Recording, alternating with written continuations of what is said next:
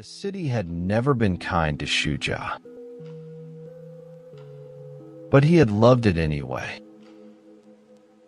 He gave it his youth, his dedication, and his endless nights. He believed that knowledge could light the darkest corners of any heart. But the city taught him that promises could be broken as easily as glass. It taught him that trust was a currency spent without the intent to repay. He watched friends disappear when he needed them most. He felt the sting of betrayal from people he once called family. The world, he whispered, has become a place where masks are more valuable than faces. Shuja was a man of logic.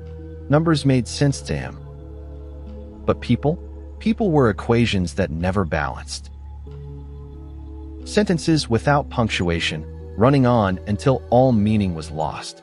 On the night he decided to leave, he watched the lights flicker like dying stars. The heartbeat of the city had become a headache that would not fade. He thought about the students, the ones who genuinely wanted to learn. But the weight on his chest was too heavy to carry anymore. In streets of stone where shadows creep, I walked alone while others sleep. The faces smiled, but hearts were gray. I searched for light in depths of day. But now I turn my eyes away to find the place where truth can stay. He packed his life into a single bag, a few clothes, some books. Lifting it felt like setting down a mountain that had rested on him for years. The station was crowded, but he did not look back. Looking back only makes the road forward harder to see. "Where are you headed?" an old man asked. "To the mountains," Shuja replied, "to find some silence." "Sometimes," the man said, "silence is the loudest teacher." The train arrived with a screech of metal and a cloud of steam. He watched the city fade. The streets grew narrower, until all that remained was a horizon that seemed impossibly far away.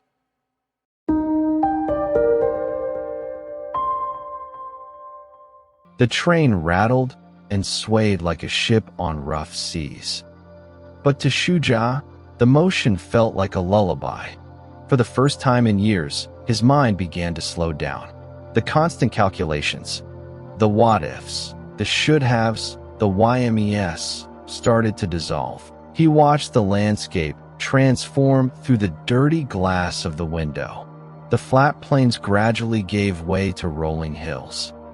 The hills grew taller, their peaks touching clouds that hung low like cotton. And then, in the distance, he saw them. Mountains so tall they seemed to hold up the sky itself. Beautiful, aren't they? They have a way of making our problems feel small.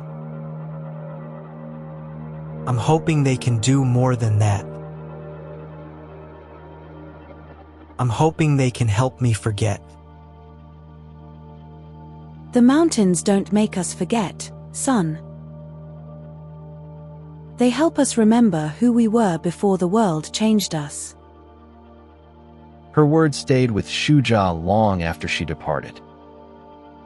He thought about the child he had been, the boy who believed in heroes, who saw the world as a place of wonder rather than danger. Perhaps it's time to dig him out. The iron wheels sing endless songs of places where my heart belongs. Through valleys green and rivers wide, I leave my pain on the other side. The mountains rise like ancient kings, their snowy crowns what winter brings. And in their shadow, I shall find the peace I left so far behind.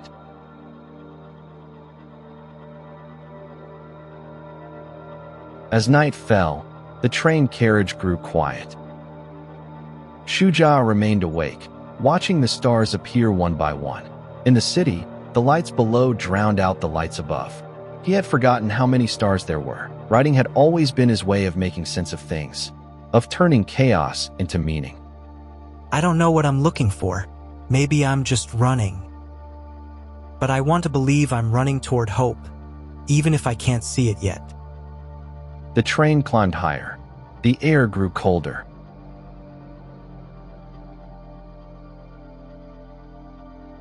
Outside, the world was becoming a winter wonderland.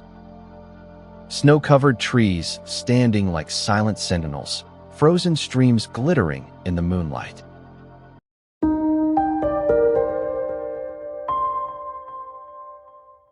The train hissed to a final, shuddering halt. Coughing out a thick cloud of steam. For Shuja, that mechanical sound, he stepped onto the frosted wooden platform, his boots crunching softly against the snow. The cold was immediate and sharp. It was a clean cold, pure and honest. Above him, the mountains rose like giants frozen in time. The silence was profound, not the absence of sound, but a presence of deep peace. Shuja. He turned to see a woman hurrying toward him, her face bright with welcome. Auntie Sitara, it's been so long. Too long, Beta, but you're here now. I'm Uncle Rahim. Welcome to our home, son. We are honored to have you. But it was the children who truly captured Shuja's attention. I'm Fira, and this is Kason. Are you really a teacher? Mama says you know everything. I don't know everything, but I know enough to teach you a few things, if you're willing. I want to learn everything about rockets and dinosaurs and bow. Let him breathe first. Now, let's get home before we all freeze.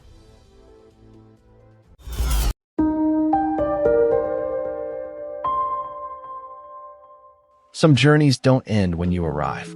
They end when you find where you belong. For months, the world had been a place of noise and sharp edges. Today, the world was quiet. Auntie Sitara spoke of landmarks, not just places, but memories etched into the earth.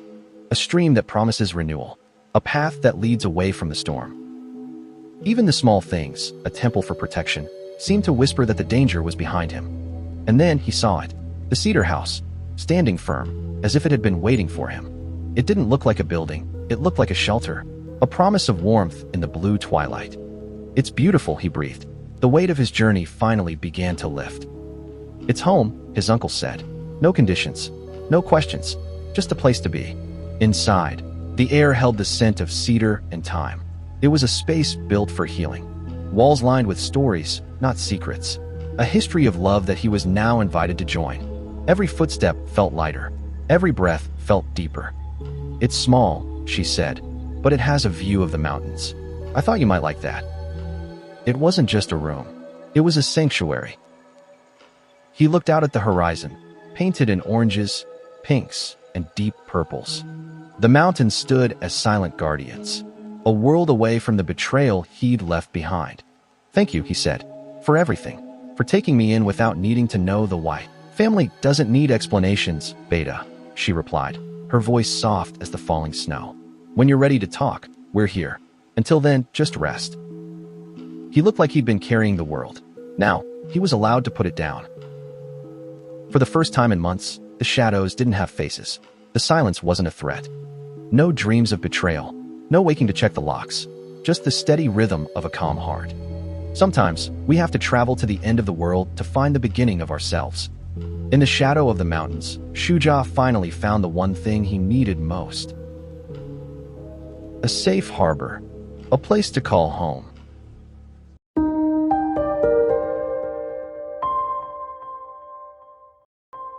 Three days after his arrival, Shuja walked to the village school for the first time.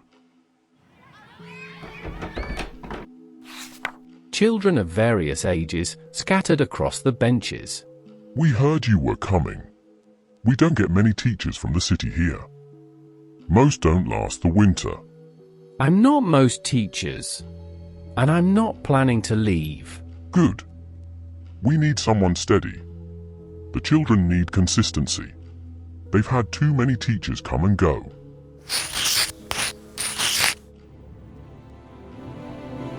Mathematics is not just numbers.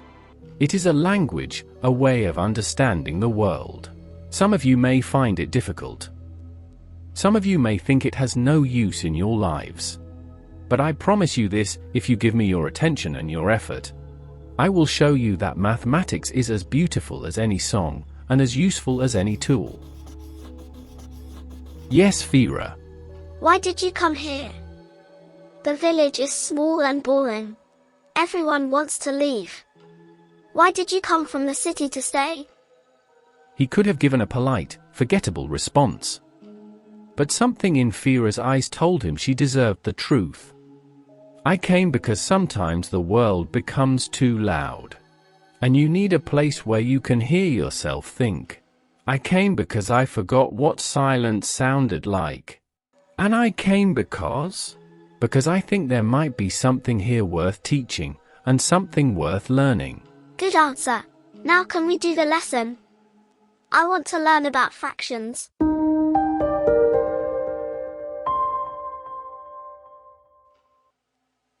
The weeks that followed settled into a gentle rhythm. Shuja would wake before dawn, when the stars hung low enough to touch. The work was harder than he expected. These children had no tutors. No extra classes. Some struggled with basics meant for years ago. But they were eager. They were hungry for knowledge. When they finally understood, their smiles were like small suns rising. Teacher Shuja, Yes, Kason? why do numbers go on forever? I tried to count to the biggest number, but there's always one more. Why? He remembered what it felt like to ask a question that mattered. Imagine you're walking, and you walk as far as you can see. Then you get there, and you can see further. Numbers are like that, a path that never ends, because there's always another step. That's beautiful. And a little scary. Most true things are both. Now go home. Your mother will be worried. Evenings at the Cedar House were filled with warmth and hearty meals. You're good with them. You have a gift. I just listen to them. Anyone could do that. You'd be surprised. How many people never truly listen? In morning light and dusty room, I plant the seeds in fertile bloom. Each question asked, each answer sought, a bridge of thought and wonder wrought. The mountain stands, the river flows, but in these hearts a wisdom grows. Not just of numbers, words, or rhyme, but of the truth that transcends time.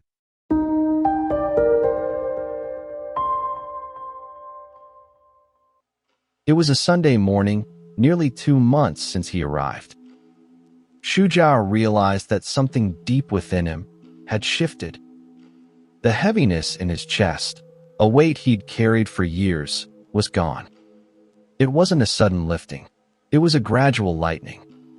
Like snow melting in the spring, layer by layer, until the ground is finally visible. The city, the betrayals, the loneliness, they were still there. But they had become like old scars, present, but no longer painful. Teacher Shuja. Teacher Shuja. Come quickly. Kason found something in the forest. He followed her, his stride light, leaving the porch behind. The forest was a cathedral of silence, broken only by the crunch of snow. There, by an oak so wide it felt like an ancient spirit. Look, A small life, broken and frightened, its wing bent at an awkward angle. It looked up with eyes that asked a question the world usually ignores. It's hurt. Can we help it? Shuja didn't have the answers of a healer, but he knew where to find them. Together, they carried the small burden back to the warmth. Auntie Sitara, who knew the secrets of the mountains, went to work. Hours later, the bird was resting. Safe. Federal stilled. will it fly again? I think so. It just needs time and a safe place to rest. Fira looked at him with eyes that saw too much. Like you, Teacher Shuja. The question caught him off guard. A child had seen what he was still learning. In trying to heal others, he had found his own healing. He said softly, "Yes, like me." The wounded bird, the broken wing, the silent prayer the heart will sing. In gentle hands and tender care, we find the strength we did not know was there. For in the act of helping heal, we touch the wounds we used to feel. That night, he felt something he hadn't felt in years. Not for what he gained, but for what he lost, for the space it made for this. Somewhere, a small voice whispered that this was only the beginning.